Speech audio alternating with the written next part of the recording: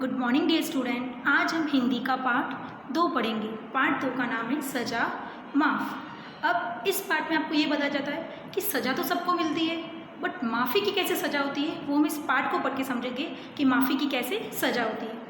अपने शासनकाल के शुरू के वर्षों में अशोक बहुत ही क्रूर, निरंकुश और अन्यायी राजा के रूप में जाने जाते थे। अपने शासनकाल में मीन्स पुरानी टाइम में अशोक नाम का एक राजा था। वो बहुत ही क्रूर था, निर्दयी था, निरंकुश, अपनी मनमानी करने वाला, अन्यायी, सब पे अन्याय करने वाले राजा के रूप में जाने जाते थे। कई युद्धों में विजय प्राप्त करके वे सम्राट बन गए। बहुत सारे उन्होंने युद्ध किए और बहुत सारे युद्ध करने के बाद वो सम्राट बन गए। कलिंग विजय के बाद जब उन्होंने बौद्ध धर्म ग्रहण कर लिया, जब उन्होंने एक युद्ध किया और एक कलिंग युद्ध के बाद जब उन्होंने विजय प्राप्त की तो उन्होंने बौद्ध धर्म का ग्रहण किया। बच्चों, आप बौद्ध धर्म तो जानते हो कि बौद्ध धर्म गौतम बुद्ध के द्वारा दिया गया एक धर्म है। उसके बाद वो एक न्यायप्रिय, प्रजापालक, दयालु और कुशल शासक के रूप में प्रसिद्ध हो गए। न्यायप्रिय मतलब सबका न्याय करने वाले, प्रजापालक मतलब प्रजा की रक्षा करने वाले, दयालु और एक अच्छे शासक के रूप में प्रसिद्ध हो गए। वही अशोक राजा जो पहले क्रूर, निरंकुश और अन्यायी था, वही अब एक न्यायप्रिय, प्रजापालक और दयालु कुशल शासक के रूप में प्रसिद्ध हो गया। एक दिन अशोक सम्राट अपने राज्य का कारागार देखने गए। एक दिन राजा अशोक ने अपने राज्य का कारागार देखने का सोचा। वह अपने कारागार का मतलब हो गया जेल। वहाँ उनकी दृष्टि 4 कैदियों पर पड़ी। दृष्टि मीन्स देखना। वहाँ उन्होंने 4 कैदियों को देखा। अधीक्षक से कहकर उन्होंने चारों कैदियों को अपने पास बुलाया। अधीक्षक मीन्स उस विभाग का सुपरविजन करने वाला। उनसे कहकर उन्होंने चारों कैदियों को अपने पास बुलाया। पहले कैदी से उन्होंने पूछा, तुम यहाँ क्यों लाए गए? वह बोला, महाराज मैं निर्दोष हूँ, मेरा कोई दोष नहीं है। नगर के घर में चोरी हुई थी, वो नगर कोतवाल वास्तविक चोर को नहीं पकड़ पाया, इसलिए अपनी कमजोरी छुपाने के लिए उसने मुझे पकड़वा दिया। मतलब पहला कैदी निर्दोष था। उसने ये बताया कि मैंने चोरी नहीं की थी, बट मुझे जानबूझ के यहाँ पर लाया गया। तो अशोक ने दूसरे कैदी को बुलाया। दूसरे कैदी से पूछा, तुम यहाँ किस कारण से लाए गए हो? तो वह बोला, महाराज मैं चोरी के जुर्म में यहाँ नहीं लाया गया हूँ, मैं तो बेकसूर हूँ।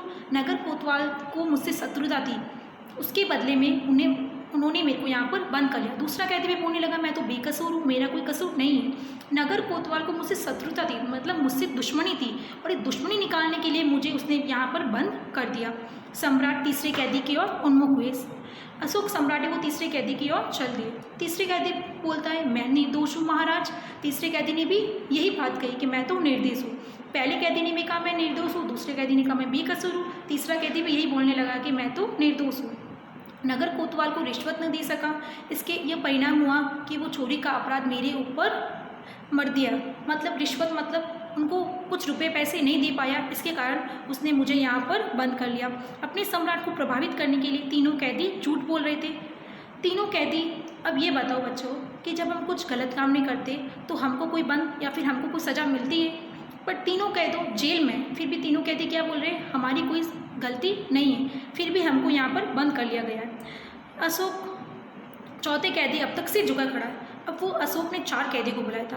तीनों कैदी ने अपनी सफाई में उत्तर दे दिया, बट चौथा कैदी है वो अपना सिर झुकाए, अपना सिर नीचे करके वहाँ पर खड़ा है। सम्राट ने उनसे पूछा, और तुम?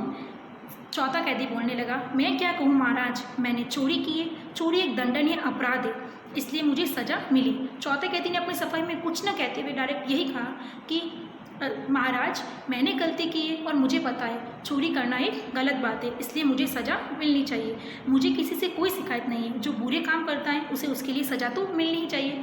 बच्चों, आप भी जानते हो अगर हम गलत काम करेंगे तो उसके लिए हमें सज़ा तो मिलेगी, भले छोटा गलत काम हो या बड़ा गलत काम हो, गलत काम होता है। सम्राट इस चौथे कैदी से बड़े प्रभावित हुए और पूछा, तुमने चोरी क्यों की थी? क्योंकि तीनों कैदी ने झूठ बोला, बट चौथे कैदी ने क्या बोला, सच। इसलिए अशोक सम्राट उससे बहुत प्रभावित हुए और उनसे पूछा कि तुमने चोरी यहाँ पर आखिर की क्यों? तो चौथा कैदी बोला, विवश होकर, मैंने अपने जानबूझ कर चोरी नहीं की, मैंने मजबूत होकर यहाँ पर चोरी की। चौथा कैदी बोला, मेरे पिता नहीं है, घर में से बूढ़ी माँ है, मेरे पापा नहीं है, और एक मेरी माँ है वो बहुत बूढ़ी है।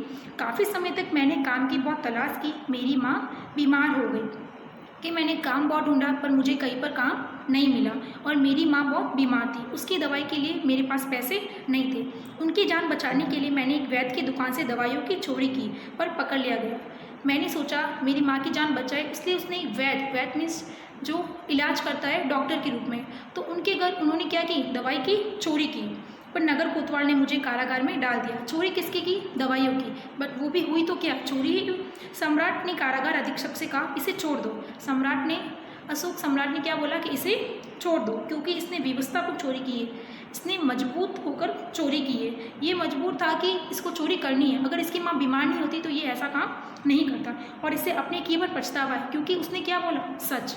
अगर वो चाहता तो वो भी तीनों कैदियों की तरह झूठ बोल सकता था, पर उसने सच बोलकर, सबसे बड़ी बात है उसने सच बोला, और सच बोलना ही सबसे बड़ी, उसे अपने किए पर पछतावा है। सबसे बड़ी बात यह है कि इसने अपने बारे में सच बताया। अगर वो झूठ बताता तो वो भी आज कहाँ होता? जेल में। बट उसने क्या बोला? सच। फिर सम्राट उस चौथे कैदी की ओर देखकर बोले, यहाँ से मुक्त होने के बाद तुम राज दरबार में आना। राज दरबार मीन्स राजा के दरबार में आना। मैं तुम्हें दरबार में काम दूंगा ताकि भविष्य में तुम्हें ऐसा काम न करना पड़े। इतना कहकर सम्राट वहाँ से चले गए। अब चौथे कैदी को क्या हुआ? वो वहाँ से मुक्त, मतलब वो वहाँ से निकल भी गया, और उसको क्या मिल गया? साथ ही उसको एक काम मिल गया जो वो काफ़ी समय से ढूंढ रहा था, पर उसे काम नहीं मिला था। राजा ने उसे काम भी दे दिया और वहाँ से मुक्त भी कर दिया।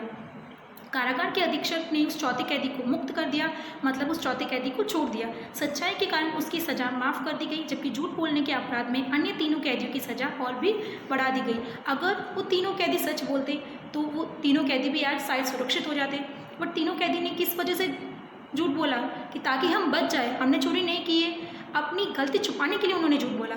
बट चौथे कैदी ने क्या हुआ? जो सच बात थी वो उसने कह दी, और उसी सच की वजह से आज वो मुक्त है। तो बच्चों, आपको इस पाठ से ये शिक्षा मिलती है कि कुछ भी हो जाए, आपने गलती की है, आपने कुछ भी किया, आपको हमेशा सच बोलना चाहिए, झूठ कभी भी नहीं बोलना चाहिए।